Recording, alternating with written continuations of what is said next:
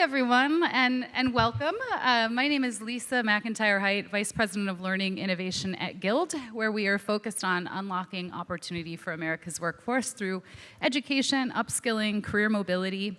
We are here today to talk about the healthcare crisis, and it truly is an industry that is in crisis and not meeting the needs of stakeholders really across the board. We know that for actual healthcare providers, they're struggling to fill in-demand roles. So just some stats to reference here. Job postings have increased 45% for nurses and 41% for allied health workers between January of 2020 and 2022. We also know that healthcare educators have too few seats to meet demand. About 80,000 qualified applicants were turned away from nursing programs in 2020. We know that healthcare workers are experiencing attrition and inequities as well. While people of color represent nearly 40% of the US population, less than 20% of registered nurses are people of color. And lastly, we are in a climate where patients are feeling distrust and also experiencing inequitable outcomes as well. And while all of that can sound like a lot of doom and gloom for us to overcome, the good news is that we are here today with a group of panelists really to answer the question, how can we innovate at the nexus of workforce and education to really address this talent shortage and ensure career mobility?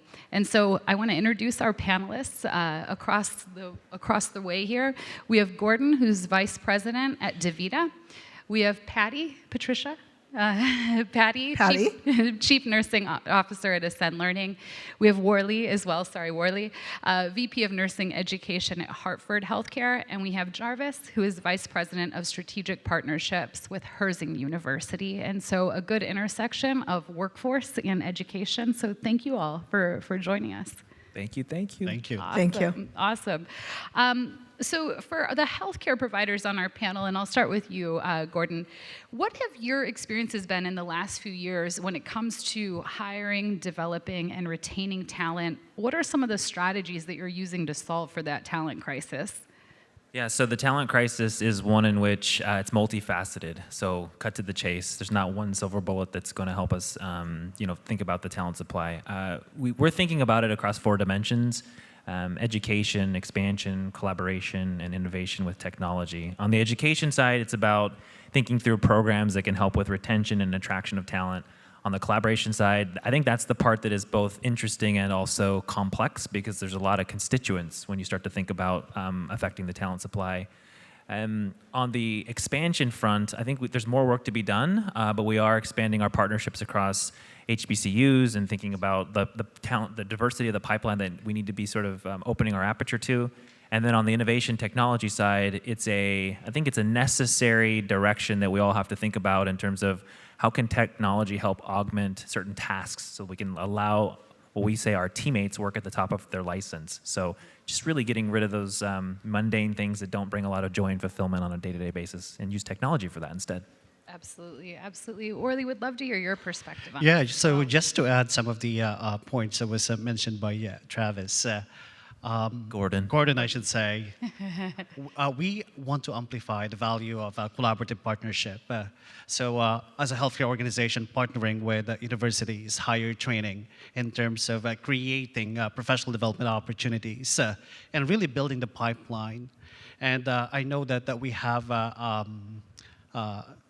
12th graders, so higher high school students.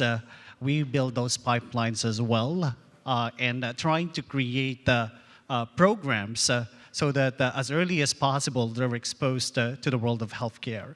So in addition, I think really amplifying those professional development opportunities, upskilling opportunities through the use of technology, and really being strategic in creating a healthy work environment for the nurses. As you mentioned about the turnover for nurses, PCTs, it's staggering statistics. So how can we continue to support them, creating that culture of compassion, so peer-to-peer support, training in terms of building their resiliency and cultivating a culture of joy throughout the organization? I love that, the idea of a culture of joy, and I love how both of you highlighted the importance of the kind of partnerships that it takes to be able to create that kind of pipeline and an ecosystem or a culture of joy as well. And so, Patty, I would love to hear your perspective here, just from the education side. What strategies are you all using to kind of help expand access to some of these careers and things like that? So. Sure. So first and foremost, I think what we all need to focus on is having the right student in the right seat at the right time with the right technology and the right faculty. And then incredibly more important, making sure that we're getting across the chasm to my friend over here, because first-year retention, second-year retention is at an all-time high. There was a recent report from NSI that actually looked at overall hospital retention, and that first-year retention accounts for 80-some% of the overall hospital issue related to nursing. So 80%, I'm sorry, I said retention, attrition, 80% of those new graduates account for the overall exodus in that hospital. So we've got to make sure that we've got educational technology to support our students at that point of learning. So what do we find to be extremely efficient is to be able to assess early, identify what their areas of need are, do focused remediation, and do it continuously throughout the program. We are driven by data analytics. And so those analytics speak to not just the student, but also then the aggregate for the school, so their outcomes improve overall. I'll stop there for a minute. Love it. Yeah, if I may, you guys all raised some obviously great points. As you all know, the turnover rate is tremendous. We're seeing, the NCSBN just came out with a study. I'm sure many of you in this room who are passionate about healthcare employment took a look at that, and we're just clearly shocked by the number of new nurses that are leaving the industry. And the number quoted in there was, of the 800,000, 100,000 of those are in their first 3 years of nursing, right? So the quicker we can push them out, doesn't matter if they're not gonna stay, right? I mean, that's one of the biggest issues we have to face. And part of that is the creating a culture of joy. Part of that is giving them opportunity. And part of them, I think, to your point, Patty, is getting the right people into those seats. And that means we have to really diversify our talent pool. And I think that's one of the most important things that we can talk about on an ongoing basis is how are we working today to diversify that pool? Because we know if we want successful outcomes, we have to have a more diverse student population. And when only less than 20% of nurses today are from our BIPOC communities, that's not a right representation, right? So how do we get access? How do we find those pathways? How are we working day in and day out in our communities to help create pathways that work really well? Lisa, go ahead. If I may interject to your comment, Patty, about the complexity gaps. I think it's not just new grads who are leaving the profession. We're also seeing turnovers among those close to retirement. These nurses, this pool of nurses with wisdom. So there is experience complexity gap that we're seeing in healthcare. And I think how can we accelerate then the learning of our new grads and at the same time be able to support them in the journey? So I think that's where the great opportunity, because we're seeing this turnover in all places. It's so interesting. I'm going to gush about my 78-year-old mother for a moment. So my mom was a registered nurse her whole career, retired at 65, Italian immigrant. And she was retired and she was bored. And she's just like, what am I going to do with myself? I have nothing happening, was not feeling so great. So she was like, I'm going to go back. And she went back to work. My mom is 78. She's a registered nurse. Works because she's a nurse. Like, that is her core. That is who she is. But what you just talked about, like, how are we incentivized? Like, there's the education partnerships, but there's an opportunity to rethink how are we engaging our aging, close to retirement nurses in meaningful ways, because there is a lot that they can contribute to that workforce as well. So I love that. And if we can go back, Jarvis, to one thing that you had said, because you had posed the question, like, how can we open up access and increase the pool so we can get the right students that meet that demographic? I want to pose that question back to you all. How can we? So I would love to hear from anyone who wants to take a stab at that. I mean, one of the ways that we've been, and it's interesting, I've been having some conversations here at the conference, there's different barriers to entry, right? There's a financial barrier to entry. There's a support barrier to entry. So there's many ways to think about the problem solve here. It doesn't have to be just one way. For instance, for those folks that might be in the audience that come from the venture community, there was a company I was talking to about how can we think about an income sharing arrangement where there's a commitment for that person who might not have the access to resources to go towards a certification or some level of education, but there's also a commitment on the corporate side that they will stay employed for multiple years afterwards. I think these are the kinds of solutions that have to be win-win in nature for this to start to make a dent into the problem at hand. So we know we have students who want to enter nursing and other health careers and do not have the academic readiness to get there. And that's one of the areas that we are really focused on right now. How can we really reach that student at the place they're at and bring their skill level up? And so one of the recent insights we had is with an entrance test. We surveyed several thousand students to try to determine, why didn't you pursue nursing school? Why did you stop? And out of the 15% that reported they didn't pursue, 69% of them said they weren't academically ready. So that leads us to the next step and the products that we're looking at from an educational technology perspective. One's called Launch right now, and what that is, and I think what's, I guess, core to my heart, and I believe is root to this issue, is that students who are at risk like that, the ed tech is going to provide that foundation.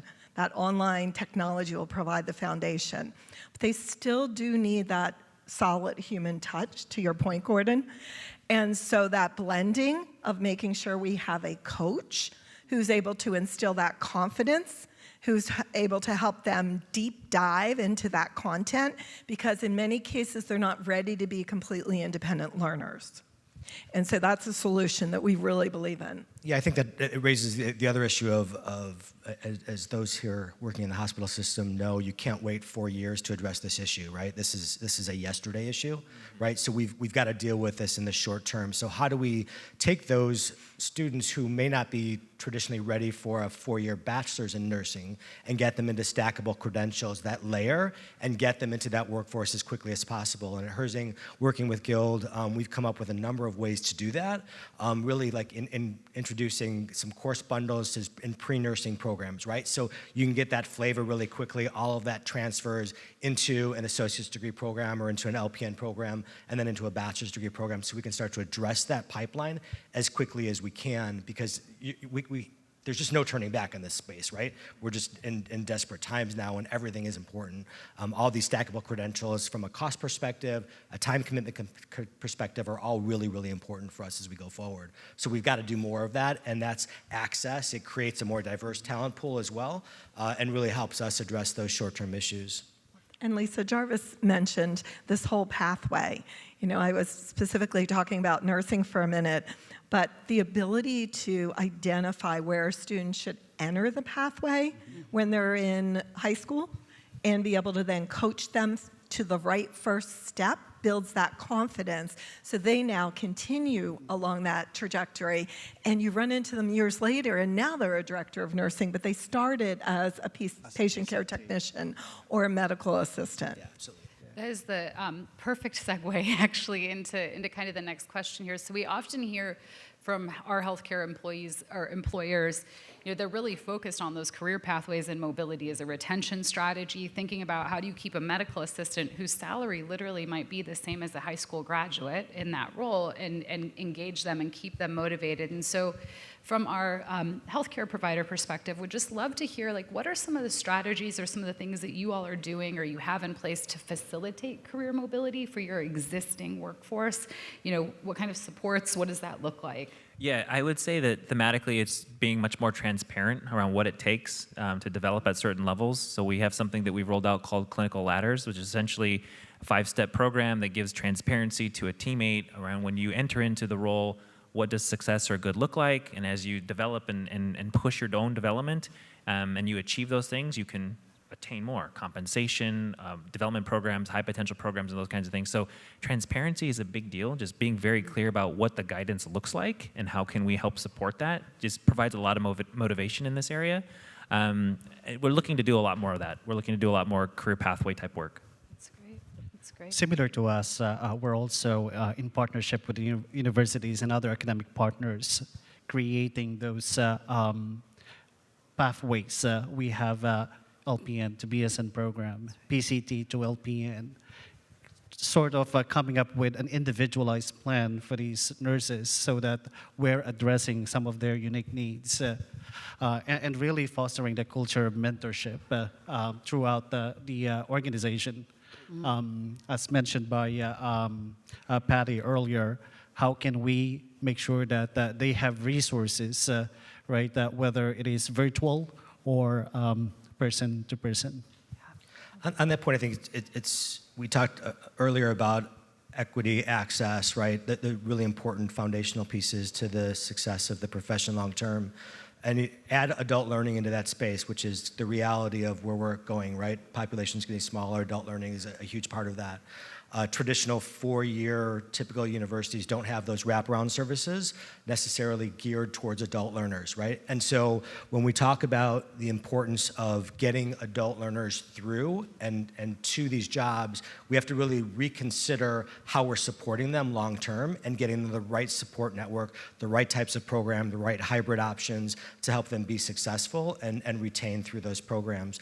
I just had one more quick comment to that. And one of the things that I love about the shift that's changed in this past 5 years is this move from tuition reimbursement to tuition assistance. And I think it's an important deviation in what's been traditionally the process, especially when you think about our BIPOC communities. They're unwilling to upfront money when they don't have it. Two, the expectation that they have to put this money up front is not realistic for most people today. I mean, and it doesn't really matter what your background may be. It's just a hard ask, right? You want to ask me to front load my cost, and then you're going to maybe reimburse me if the grades are great. Well, why would I do that investment, right? So I love this move that a lot of our organizations are making today in tuition assistance, because that does open that access up and creates more opportunity for people to go to school, which is really important. Lisa, the other comment I wanted to make about access is the transition from, I'll call it print copy, that students aren't always incredibly embracing. You know, many students don't even buy their textbooks. And I'm not saying that textbooks aren't good. I believe in them also. But there are new modalities in which you can create that online textbook with that evidence, with that virtual simulation embedded in it, so that student gets immediate feedback. You talk about the adult learner. The adult learner is classic for wanting to very quickly receive feedback, understand how they performed, be able to change their pivot, change their path, and improve fast. That's right. And so a lot of these online learning systems now that can replace traditional textbooks in health sciences and in nursing are emerging and really are a great future look. So let's pull on that thread a little bit more, Patty, and to all of you as we think about the future and what was traditional, fully face-to-face, in person, typically the 18-year-old out of high school choosing a career path, and now, through the pandemic we saw openness to more simulations. What can clinicals look like in different ways, that sort of thing, labs that can be done virtually. I am curious to hear from all of your perspectives, like what is the future of like AR, VR, XR in this space that is so hands-on and so critical to still have that hands-on piece? I can give one example. So at DaVita, just to give you some context, we are focused on kidney care. So a lot of the care happens in relation to dialysis. We have a nurse onboarding program that requires a significant amount of hours to get trained and understand how to use the equipment. There's a part of the process when you string a machine up, when you start to get a dialysis machine ready to hook up to a patient, that requires lots of time. And today it's developed in a lot of videos. We're actually moving that to a virtual reality simulation. The results that we found already, that there's we're taking less than half the time that it took before with just videos alone. One of the insights that we didn't realize that would be beneficial to us is it's actually cut across some barriers where some of our nurses and PCTs who might not have the best reading and writing skills actually can just learn without having to worry about that confidence level of just, I want to practice, I want to get better. Well, the technology is there to kind of help cut across that now, and those are some unintended sort of benefits that we just really didn't see from the get-go. Yeah, we can underestimate the value of simulation. We use this all across with our new grads, with some professional development opportunities or role development programs and transition to practice programs. If I can share with the group, one of the strategies as we embrace the value of diversity and also trying to address some sustainable solutions with the shortage of nursing workforce is investing with international nursing. And we know that there's a gap, right, in terms of practice for nurses from other countries. But with the help of simulation, we're able to really enhance their skills and also try to integrate them to the Western culture in terms of nursing practice. I was just going to add to my colleagues' comments. If I put my realist hat on for a minute and I say, and I know the statistic, 1.1 million nurses needed by the year 2030, and I do the math on the clinical sites and the amount of schools and the amount of seats we need to open up, it's not possible for us to continue to do clinical in the way we do today, nor do we want to because of the complexity of point of care. So the need for simulation is paramount. And it is particularly evident in our specialty areas. So our maternal child areas, our peds, even our mental health areas, being able to practice that communication technique that if you don't get that real life experience during that short clinical, and in some cases in a nursing program, you might only go to that acute mental health area for a couple days.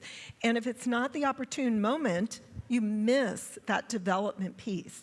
So simulation brings that to the table, really kind of levels out the field of how we can learn. And to our point, Wiley and I were having a deep discussion earlier with some of our colleagues about competency. You know, as we look to the future, if we don't get it right in healthcare and be able to align our competencies across our pathways, then we're never going to get there. And simulation is part of that story to be able to evaluate, do we achieve those competencies? I love hearing my healthcare partners talk about the willingness to use simulation because it's typically the CNO who's the first person to kind of push back because that's not been her experience, right? So I love the fact that we're having more open conversations around simulation. And I think from a lobbying perspective, I throw my other hat on, it's one of the conversations we need to have with boards of nursing is increasing simulation. We offer hybrid nursing programs now in our associate's degree and bachelor's degree programs. So we do all the didactic online, and then we work with our clinical partners and our hospital partners to do the on-sites. You know, online, VR, AR, all those things. There's amazing things that are out there technology-wise today. And, you know, when you walk around outside, you talk to a billion people who are pitching those same things, right? But there's just amazing tools that are out there today that will help us. And simulation is the best place for skills validation and for mistakes, right? You want your nursing students to take those risks, to understand what happens, and to be in that space so that they have that safe environment to fall. Because when they fall, they understand, right? And the simulation and technology has gotten so much now. We can, across our 11 campuses, we can set a simulation example up, videotape it, share that with all of our nursing students across the entire country, and evaluate that to bring that level of care up and make sure that all the students are tracking the right way. So the technology is there to help us really expand and really move forward in this space, and it's really exciting for us to be able to do that. Now, we talked a lot about nursing, but let me just add real quickly that we're doing this in other spaces, like a surge tech program. So we have a hybrid surge tech program now. So you're doing your didactic online, you're coming into your clinical rotations and your skills in person. So again, trying to get that access, trying to create pathways and create more access for individuals as we go forward. Lisa, if I could just add one more thing to Jarvis's comment that is just so strong in my heart, that especially in the pre-licensure space, which is before you're licensed, the ability and the need to drive down variability is essential right now. We have a nurse educator shortage like nothing we've ever seen before. We don't have the mentors in the field. We don't have the high level of skill knowledge and transferring knowledge as we did. So our ability to drive that variability down, use simulation, use curriculum integration, online tools to ensure that we're consistent across our programs is going to get us to safer care in Worley's institution. Love that. And just pointing out that the seamless integration of the competency piece from the university setting to the healthcare setting, I think there's some opportunity from our partnership, academic practice, in terms of aligning ourselves so that those competencies are being built upon while they're in school. And so by the time they're with us, it's just a matter of reinforcing, revalidating, and it won't require a very lengthy orientation. That's right. And so, when we think about some of the accreditors and players in this space, like I know that the American Association for Colleges of Nursing has said, you know what, we need to be innovative. We need competency-based approaches where we're clearly saying what the competencies are. We need more simulation. We also have, we've worked with the AACN, so I'm going to blank on what it is, but it's the nursing credentialing. CCNE. CCNE, thank you. CCNE. Yeah. And so, they also are working on how do we make sure that professional development that happens once you are in a setting can also then count. What does it look like if that could count for credit? What would it look like if that could count toward your BSN, that sort of thing? And so there's like pockets, right, of innovation and people who hold the keys to like what the rules are, being ready and understanding something new needs to happen. But I am curious from your perspectives, when you think about the accreditors, when you think about state boards of nursing, what shifts need to happen to really be able to address the crisis in a way that we can actually address it when we know we can't keep doing what got us here to begin with. So from the accreditors, state board of nursing perspectives, what do you wish would be an impetus for change, or what needs to change to help us get there? Gosh, I think I had that question posed to me by legislators in Tallahassee for hours as I was meeting with them. There's so much to unpack in that question. If you think about the traditional process for accreditation, and we're going through that with our Surge Tech program right now, and fortunately, they're being more innovative and they're being more open to this concept of hybrid learning. And I think that's probably one of the biggest challenges we have is the accreditors just aren't in this space yet. They're so used to doing things the way they've always done them, and they have traditional perspectives on what learning needs to look like. And the quicker we can get them on board, and the quicker they can see the changes that are happening in the industry today, I think the quicker they'll be able to start allowing us to expand those programs and bring more people in. So that's one area I think legislators, as I spend time with them, understand workforce is a huge issue, but they don't know the details, and it's our responsibility as industry leaders to really start talking to them more and more about this healthcare crisis that we're facing today, and really get them on board with creative ways to help adjust and shift and help us bring more talent into the field, because it's going to take all of us in that effort. That's right. So I sometimes think about it as the COVID accelerator. When COVID hit, we went online, and frankly, there are some students who graduated without having much clinical experience. That can be a plus and a minus to online learning. What we need to make sure that we advocate and have a very strong voice about is that there is evidence emerging very quickly that, yes, it did work if people were adequately trained in order to deliver it. And the pivot was so fast that there are some gaps that do emerge. So it behooves all of us, as we're doing our advocacy work, to make sure that we look at the evidence well. And CSBN will have a study forthcoming that is looking back at that COVID time period, and those results will be released soon. They actually just released something not too long ago that gives us some early insight.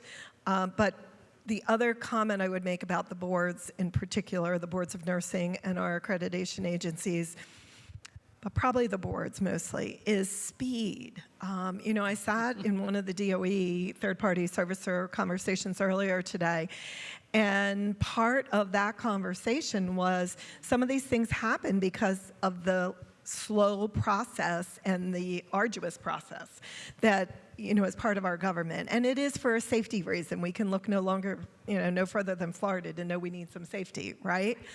But we have to be flexible and we have to build in speed because education's going at nano speed now. So we have to work with our boards to understand that and bring the evidence in a simple sound bites, to your point, because they're not necessarily, state board might be steeped into it, but the legislators aren't into what the healthcare rhetoric is, I'll call it, or evidence is. Yeah, I love when I talk to a legislator, like, what's that online learning thing going on, right? And you're like, oh God, seriously? You're really asking me that question today? And again, your perspective is your perspective. If the last time you did something online was a voice over PowerPoint, that's what you think online learning is. And it's come so much farther than that today. It's amazing what can be done. We'd love to hear from our employer partners, just, as you're thinking about state boards of nursing legislatively, what needs to shift from your perspectives?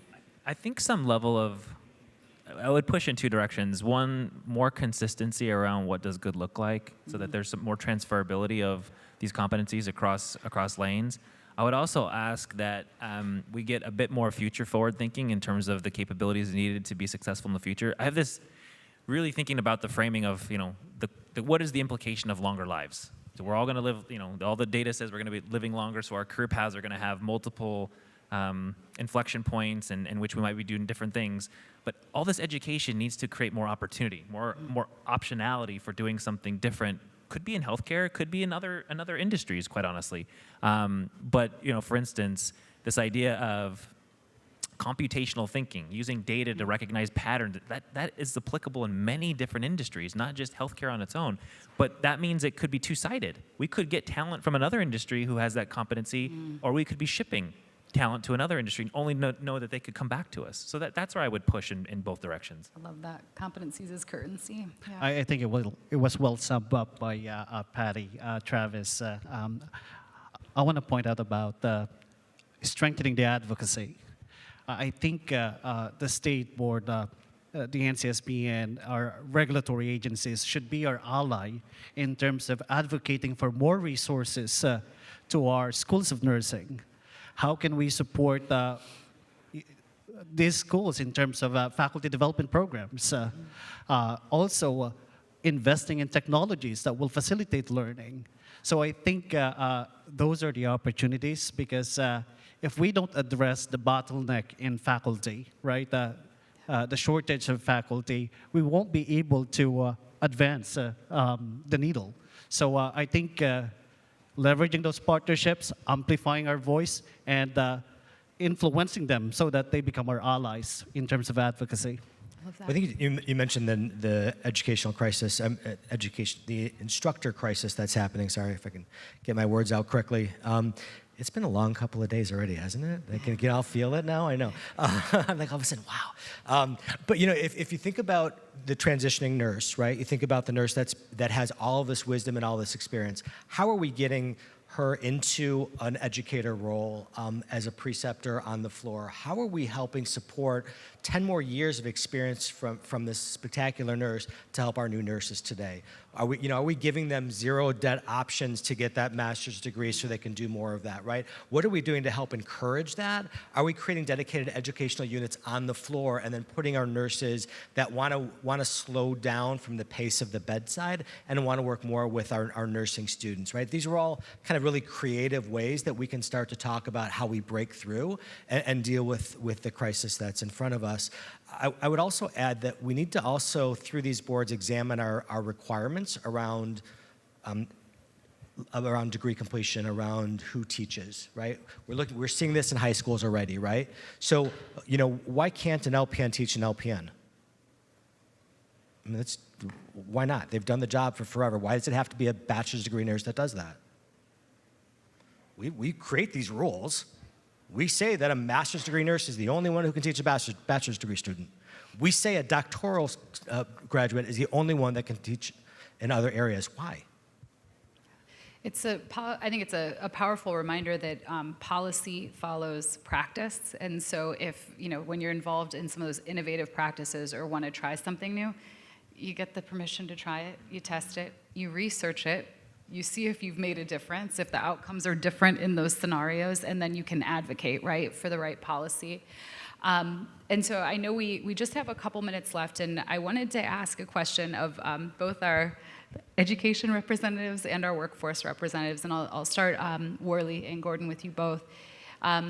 If you could speak to the educators both on this stage but also perhaps in the room, and you could make an ask of something that you wish that they would do, partner with you, do differently, do in addition to, what ask would you make? What is the thing that you wish for education partners to help you with in this plight to really address this crisis? Yeah, I'm really present these days in the consideration for all the themes here at the conference around technology, and thinking through how are we designing these systems and technologies to be used by a workforce that is not necessarily represented by those that are creating those technologies and systems. And so how are we involving the diversity of thought, both in gender and in race, and to be creating these systems that can be better used and served by our communities? That's where my energy is going these days, is just really thinking through that, because technology is moving fast. Yeah. And it is, the faster it moves in the direction where those voices aren't heard, those folks are excluded. That's right. In some way, shape, or form, they're excluded from actually leveraging it to their competitive advantage. I love that. Worley? With what we're seeing today, we continue to witness those experience complexity gaps. So I think educators are in the best position to close those gaps, as mentioned by Patty earlier, about how can we align those competencies so that these competencies are in progression, right? As they transition from being a student to their professional lives. I can't underestimate the support.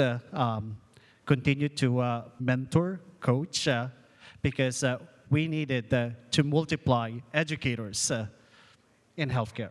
That's great. For our educators, same question, but the reverse. What is it that you wish what would be your magic ask for our healthcare partners, for workforce in this space? So I think I would start with this. A reminder to everyone that the new, talking nursing specifically, is an entry-level generalist. That's what they're prepared as. And, part of some of the burden that's happening in that first year and some of the exodus is because people are making errors in that first year. Over 50% of new nurses potentially make an error their first year, and that does create some attrition in that group. So my ask would be that there is a realistic expectation of a generalist entry level, and that the competencies well communicated and established across the path to education. And then we, in Converse, work very closely to ensure that end competencies that are our end of program outcomes, as we call them, are very much aligned with what they need first and foremost. Why do we struggle here? Because it sounds so simple. I say that, and I've been saying this for 30 years, 40 years. It is hard and complex because we have never yet come together to say, this is exactly the competencies needed in year one. This is exactly the competencies needed in year two, let alone the complexity of the nurse might be working in the community or in long-term care or in your DaVita. It makes it much more complex for the educator. That's right. Yeah, I think that's a great point. I think for me, what I would ask is that this collaboration that's really starting to take hold now, and I think our third parties like Guild and others are helping facilitate this conversation of sitting down and really trying to come up with real world solutions. How do we truly get after this? How do we stop we need more clinical space, we need more nurses, it's the same cyclical conversation we've had for how many years now? We've got to break through that, and we need employers to be willing to step out of the box and really commit to taking a more active and stronger role in training the new nurse and in helping the new nurse adjust and get involved. And if we can do that together, I think we've got just some significant great opportunity that can happen for all of us, and how we can really build long-term strength together. Jarvis, thank you. Patty, Worley, Gordon, thank you so much for this panel, and thank you to all of you for joining us today. If you have any questions, want to chat, I think some of us will be out there, but there's a new session coming in here, so we can't hang out inside this room. But thank you all. Appreciate it. Thank you, everybody. Thank you. Thank you.